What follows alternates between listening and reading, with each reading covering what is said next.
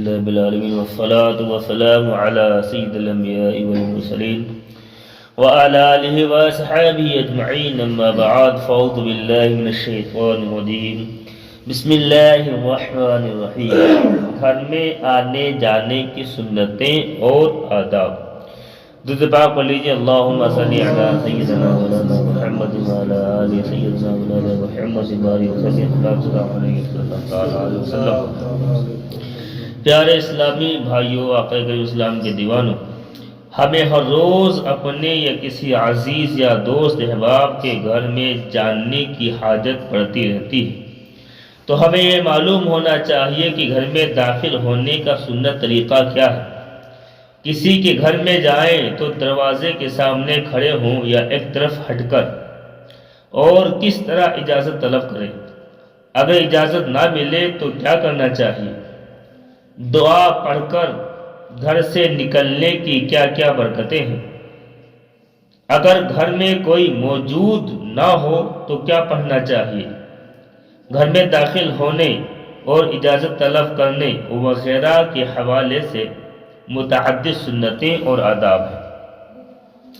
Number 1، اپنے گھر میں آتے ہوئے بھی سلام کریں اور جاتے ہوئے بھی سلام کریں۔ حضور پرنور شافع یوم النشور صلی اللہ علیہ وسلم کا فرمان عالی شان ہے، جب تم گھر میں آؤ تو گھر والوں کو سلام کرو اور جاؤ تو سلام کر کے جاؤ۔ حکیم الامت مفتی احمد یار خان نعیمی رحمت اللہ علیہ مراد المناجح جلد نمبر 6 صفحہ نمبر 9 پر تحریر فرماتے ہیں، بعض بزرگوں کو دیکھا گیا ہے کہ اول دن میں جب پہلی بار گھر میں ہوتے تو بسم اللہ اور قل هو اللہ احد پوری سورت پڑھ لیتے۔ اس سے گھر میں اتفاق بھی رہتا ہے اور رزق میں برکت بھی ہوتی ہے۔ سبحان اللہ۔ پہلی بار گھر میں داخل ہو تو ضرور فجر کی نماز پڑھنے کے لیے آئے تو یہاں سے جب جائے ہو تو پہلے بسم اللہ پھر سورہ اخلاص پڑھیں۔ نمبر 2، اللہ عز و جل کا نام لیے بغیر جو گھر میں داخل ہوتا ہے، شیطان بھی اس کے ساتھ گھر میں داخل ہو جاتا ہے، جیسا کہ سیدنا جابر رضی اللہ تعالی عنہ سے روایت ہے کہ رسول کریم صلی اللہ علیہ وسلم نے ارشاد فرمایا، جب آدمی گھر میں داخل ہوتے وقت اور کھانا کھاتے وقت اللہ عز و جل کا ذکر کرتا ہے تو شیطان کہتا ہے آج یہاں نہ تو تمہاری رات گزر سکتی ہے نہ تمہیں کھانا مل سکتا ہے۔ اور جب انسان گھر میں بغیر اللہ عز و جل کا ذکر کر کے داخل ہوتا ہے تو شیطان کہتا ہے آج کی رات یہی گزرے گی، اور جب کھانے کے وقت اللہ عز و جل کا نام نہیں لیتا تو کہتا ہے کہ تمہیں ٹھکانہ بھی مل گیا، کھانا بھی مل گیا۔ بسم اللہ شریف ضرور پڑھیں۔ جب کوئی خوش نصیب اپنے گھر سے باہر جاتے وقت باہر جانے کی دعا پڑھ لیتا ہے تو گھر لوٹنے تک ہر بلا آفت سے محفوظ ہو جاتا ہے۔ الحمدللہ، سرکار مدینہ صلی اللہ علیہ وسلم کی سنتوں پر عمل کرنے میں برکت ہی برکت ہے۔ حضرت سیدنا ابو ہریرہ رضی اللہ تعالی عنہ سے روایت ہے کہ حضور تاجدار مدینہ صلی اللہ علیہ وسلم نے ارشاد فرمایا، آدمی اپنے گھر کے دروازے سے باہر نکلتا ہے تو اس کے ساتھ 2 فرشتے مقرر ہوتے ہیں۔ جب وہ آدمی کہتا ہے بسم اللہ تو فرشتے کہتے ہیں تو نے سیدھی راہ اختیار کی، اور جب انسان کہتا ہے لا حول ولا قوت الا باللہ تو فرشتے کہتے ہیں اب تو ہر آفت سے محفوظ ہے۔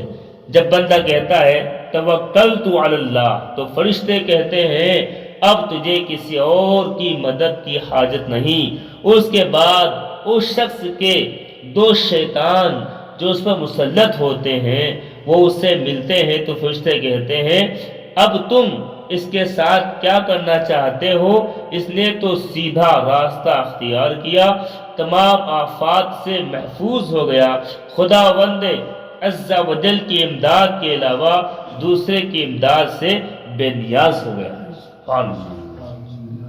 جب کسی کے گھر جانا ہو تو اس کا طریقہ یہ ہے کہ پہلے اندر جانے کی اجازت حاصل کیجئے، جب اندر جائیں تو پہلے سلام کریں، پھر بات چیت کیجئے۔ حضرت سیدنا ابو موسیٰ اشعری رضی اللہ تعالیٰ عنہ سے مروی ہے کہ حضور پاک صلی اللہ علیہ وسلم نے فرمایا 3 مرتبہ اجازت طلب کرو، اگر اجازت مل جائے تو ٹھیک ورنہ واپس لوٹ جاؤ۔ جو سلام کیے بغیر گھر میں داخلے کی اجازت مانگے اسے داخلہ کی اجازت نہ دی جائے۔ حضرت جابر رضی اللہ تعالیٰ عنہ سے روایت ہے کہ نبی کریم صلی اللہ علیہ وسلم نے فرمایا جو شخص سلام کے ساتھ ابتدا نہ کرے اس کو اندر آنے کی اجازت نہ دو۔ گھر میں داخلہ کی اجازت مانگنے میں ایک حکمت یہ بھی ہے کہ فوراً گھر میں باہر والے کی نظر نہ پڑے، آنے والا باہر سے سلام کر رہا ہو، اجازت چاہ رہا ہو اور صاحب خانہ پردہ وغیرہ کا انتظام کر لے۔ حضرت سہیل بن سعد رضی اللہ تعالیٰ عنہ مروی ہے، فرماتے ہیں حضور پاک صلی اللہ علیہ وسلم نے فرمایا اجازت طلب کرنے کا حکم آنکھ کی وجہ سے دیا گیا ہے، اس لیے اہل خانہ کی نجی زندگی کے اسرار منکشف نہ ہو سکے۔ بھائی آپ گھر میں جان ناجنات میں کیسے بیٹھا ہو کیسے پڑا ہو تو اجازت مانگے، اور اجازت جب مانگے سلام کریں تو ایسے نہیں آپ گھر میں دیکھ رہے ہیں بلکہ آپ اندر نظر نہ ڈالیں۔ جب کسی کے گھر میں جانا ہو اجازت مانگنا سنت ہے، بہتر یہ ہے کہ اس طرح اجازت مانگے السلام علیکم کیا میں اندر آ سکتا ہوں، کیسے کہیں گے السلام علیکم کیا اندر میں آ سکتا ہوں؟ ہاں اس طریقے سے۔ حضرت ربیع بن حراش رضی اللہ عنہ فرماتے ہیں کہ ہمیں بنو عامر کے ایک شخص نے یہ بات بتائی کہ اس نے نبی کریم صلی اللہ علیہ وسلم سے اجازت طلب کی۔ آپ صلی اللہ علیہ وسلم گھر میں تشریف فرما تھے، اس نے عرض کیا کیا میں داخل ہو جاؤں؟ حضور نبی کریم رؤوف الرحیم صلی اللہ علیہ وسلم نے اپنے خادم سے فرمایا باہر اس آدمی کے پاس جاؤ اور اس کو اجازت طلب کرنے کا طریقہ سکھاؤ، اس سے کہو کہ اس طرح کہے السلام علیکم کیا میں داخل ہو سکتا ہوں؟ اس آدمی نے سرکار مدینہ صلی اللہ علیہ وسلم کا ارشاد سن لیا، عرض کیا السلام علیکم کیا میں داخل ہو سکتا ہوں؟ تو سرکار مدینہ صلی اللہ علیہ وسلم نے اس کو اجازت عطا فرمائی اور وہ اندر داخل ہو گیا۔ حضرت سیدنا حنبل رضی اللہ عنہ فرماتے ہیں کہ میں حضور سید عالم صلی اللہ علیہ وسلم کی خدمت بابرکت میں حاضر ہوا، جب میں اندر داخل ہوا تو سلام عرض نہ کیا تو حضور پاک علیہ السلام نے ارشاد فرمایا لوٹ جا اور یہ کہو السلام علیکم کیا میں اندر آ سکتا ہوں؟ سرکار اسلام نے اس کو لوٹا دیا کہ آپ باہر جائیں اور باہر جانے کی بات آپ سلام کریں پھر اجازت طلب کریں تب میں اجازت دوں تو آؤ۔ اگر کوئی شخص اپنے آپ کو بلانے کے لیے بھیجے اور بھیجا ہوا شخص آپ کو ساتھ لے کر جائے تو اب اجازت لینے کی ضرورت نہیں ہے، ساتھ والا شخص ہی خود اجازت ہے۔ بھائی ہم کسی کو بھیج دیں بھائی جائیے حافظ جی آپ بلا لائیں ٹیلر صاحب کو یا شان بھائی کو بلا لائیں تو اب گئے بلانے کے لیے بات اب یہ اندر آئیں گے تب اب ان کو اجازت لینے کی ضرورت نہیں ہے کیونکہ یہ خود ان کی اجازت ہے۔ جیسا کہ سیدنا ابو ہریرہ رضی اللہ عنہ روایت ہے کہ رسول کریم صلی اللہ علیہ وسلم نے فرمایا جس وقت تم میں سے کسی کو بلایا جائے تو وہ ایلچی یعنی قاصد کے ساتھ آئے تو اس کو اذن یعنی اجازت ہے۔ ایک اور روایت میں ہے کہ آدمی کا کسی کو بلانے کے لیے بھیجنا اس کی طرف سے اجازت ہے۔ اپنی موجودگی کا احساس دلانے کے لیے کھکھانا چاہیے، جیسا کہ مولا علی حضرت علی رضی اللہ تعالی فرماتے ہیں کہ میں رسول کریم صلی اللہ علیہ وسلم کی خدمت بابرکت میں ایک مرتبہ رات کے وقت اور ایک مرتبہ دن کے وقت حاضر ہوتا تھا۔ جب میں رات کے وقت آپ صلی اللہ علیہ وسلم کے پاس حاضر دیتا تو آپ صلی اللہ علیہ وسلم میرے لیے کھکھالتے۔ ہاں یہ کھکھالنا بھی چاہیے، آپ کے ذکر جائیں ہاں تو کھکھالے تاکہ آدمی جان بھی جائے نا فلاں آدمی آیا ہوا ہے۔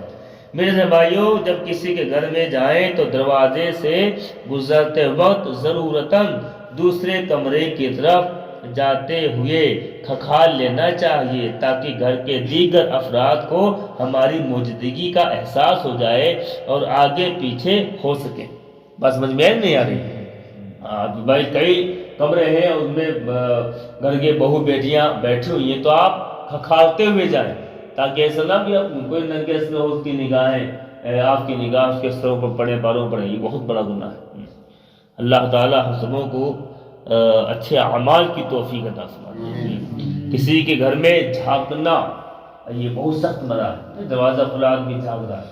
ایک حدیث پاک میں ہے کہ اگر کوئی جھانکے، سرکار نے فرمایا کہ اگر وہ گھر والا اس کی آنکھیں پھوڑ دے تو اللہ اس کے رسول کی طرف سے کوئی مواخذہ نہیں ہے، یعنی کوئی بھی اللہ اس کے رسول کی طرف کے لیے سزا نہیں ہے اگر ایسے بندے کی کوئی آنکھ پھوڑ دے گھر والا۔